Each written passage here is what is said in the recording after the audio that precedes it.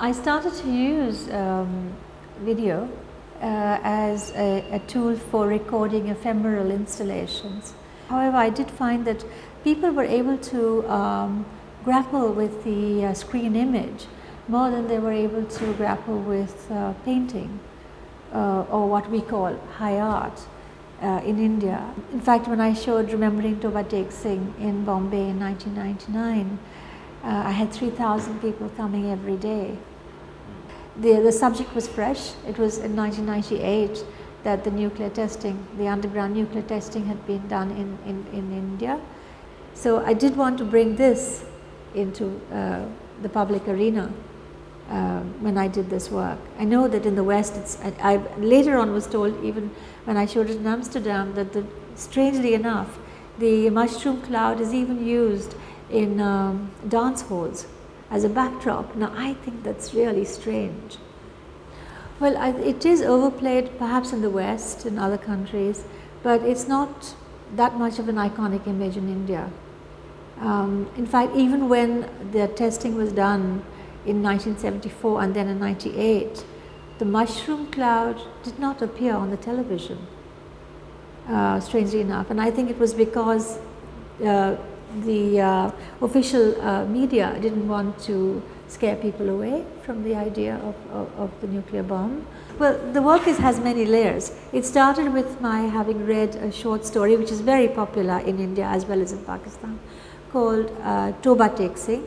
It's by a writer named Sadat Hasan Manto. He wrote this story based on certain facts that a few years after the two countries got independence, the governments decided to repatriate the people in the lunatic asylum.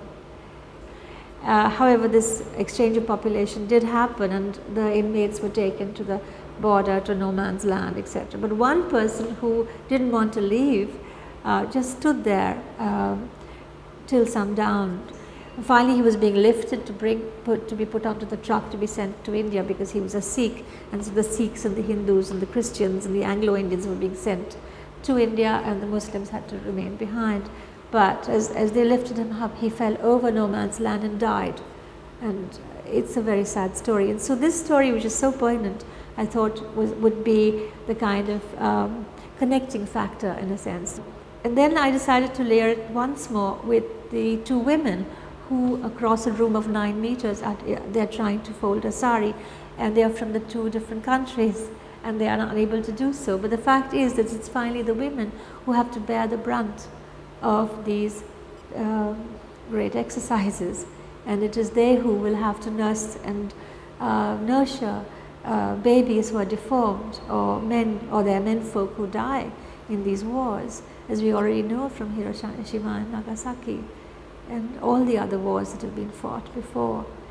The Sacred and the Profane and Stories Retold and Remembering Toba Tek Singh has that one line where it really works towards, or rather against, the kind of rightist, fundamentalist bigotry that we are going through at the moment. So it's a very strange situation that we live in, whereas technology gives us so much leisure and pleasure and time for culture. At the same time, the human mind and the human psyche doesn't move beyond the Middle Ages.